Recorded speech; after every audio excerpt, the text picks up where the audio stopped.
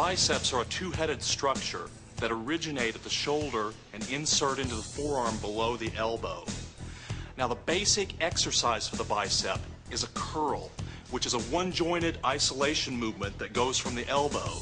The basic function of the bicep, though, is to curl the forearm up to the shoulder, and that's going to oppose the strength of the tricep. Although they also help to lift the whole arm and to also supinate the forearm. This type of curl hits the muscles slightly different, but they all involve pulling the forearm up to the shoulder. The biceps brachii is a two-headed muscle placed on the anterior aspect of the upper arm that flexes the arm, flexes the forearm, and supinates the hand. The long head draws the humerus, the upper arm bone, upward, strengthening the shoulder joint. In biceps training, the emphasis is on control and isolation. Heavy weights aren't needed. Your back training gives you plenty of that. For example, heavy rowing, a two-joint movement, also puts a lot of demand on the biceps. You're better off concentrating on isolating the biceps to minimize the involvement of other muscles. Avoid the heavy cheat type of movements. You'll find that some exercises are tougher than others to isolate the biceps. Standing barbell curls, for instance, must involve the front delts, traps, and lower back. Just keep concentrating on your biceps isolation as much as you can. It's easier with such exercises as the preacher curl. It's ideal for biceps isolation, as are many kinds of cable and machine curls. Bodybuilders tend to drastically overtrain their arms. Both biceps and triceps are such small muscles, and as we said, they are subject to a lot of stress when you train your back, your chest, and your shoulders. So you don't need to do endless sets and reps during your arm workouts. I mean, 12 sets each for biceps and triceps is plenty. And I know a lot of bodybuilders who prefer doing less.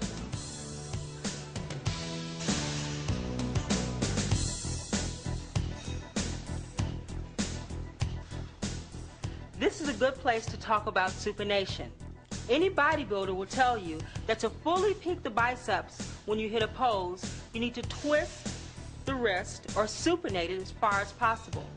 This applies to training as well. As you are lifting the weight during a dumbbell curl, twist the wrist slightly, turn your thumb outward as you do the curl.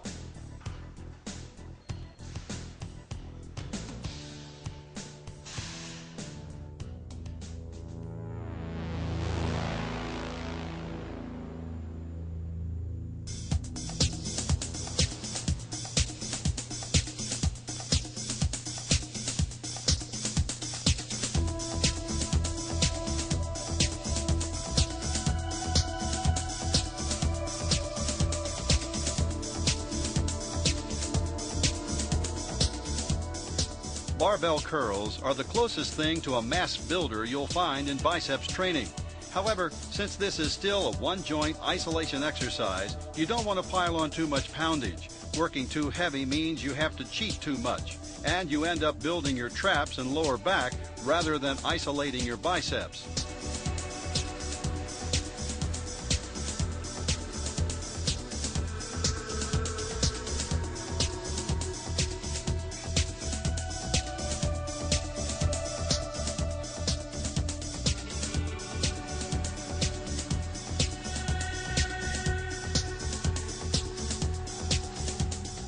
To do barbell curls effectively, keep your upper body steady throughout the movement and the weight under full control. Feel a steady, continuous tension as you raise and lower the weight. When you curl the weight to the top, feel the biceps fully contract, and at the bottom, let your biceps muscles fully stretch and extend.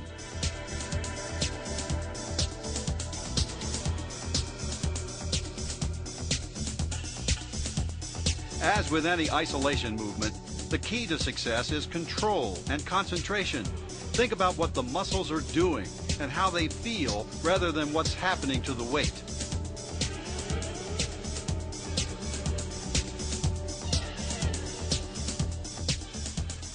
The biomechanics for the curl, for instance, you want to always go through the full range of motion. Some athletes have a tendency to do these short, jerky kind of ranges. Well, there aren't many things that you do in just this motion. You want to build strength throughout that range of motion and be in control of the resistance throughout the range of motion. You don't want to throw the weight up because, again, what goes up must come down, and then you deal with inertial forces of gravity, acceleration, as well as the weight itself. You want to control that weight.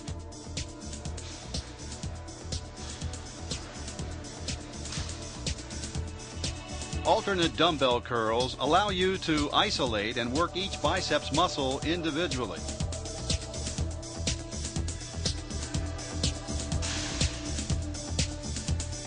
As you curl with one arm and then with the other, concentrate on supinating your wrists as you lift. That is, turning your hand so that the thumb goes outward and downward. This gives you a total peak contraction of the biceps at the top of the movement. You can do dumbbell curls by alternating first one arm and then the other, which is a very strict form of the movement. Or you can curl both arms simultaneously. For additional strictness, try doing dumbbell curls sitting on an inclined bench. However, no matter what variation you choose, remember to concentrate on controlling the weight at all times, performing a smooth, continuous movement, and keeping the mind in the muscle. Think about what the biceps are doing rather than the weight.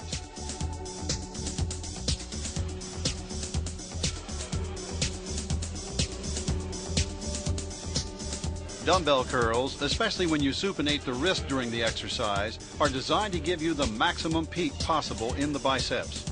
Hammer curls, on the other hand, because you pronate your wrist about 90 degrees when you do the movement, tend to focus the effort on the outer head of the biceps on the outside of the arm. You can feel this happening when you do the lift. In fact, with hammer curls and all other exercises, you should make an effort to feel exactly how different grips and different variations change the way your muscles feel during the movement. This awareness of what the muscles are doing, the ability to keep your mind totally in the muscle, is one of the keys to developing maximum intensity in bodybuilding training. Some athletes are so interested in the size and definition of their bicep, they'll do many sets of curls over and over and over again. And sometimes the bicep can start to spasm because this person has done so many sets for just one body part. So it's important to not only go through the full range of motion while you're training that body part, but at the termination of your curl or bicep motions, to go through a range of motion with an easy stretch.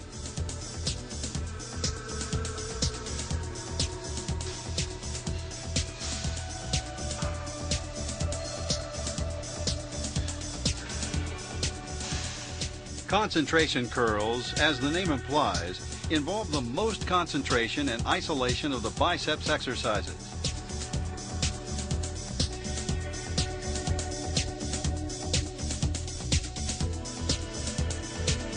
The idea is to curl the weight up towards your chest, using only the biceps with no help from any other muscles.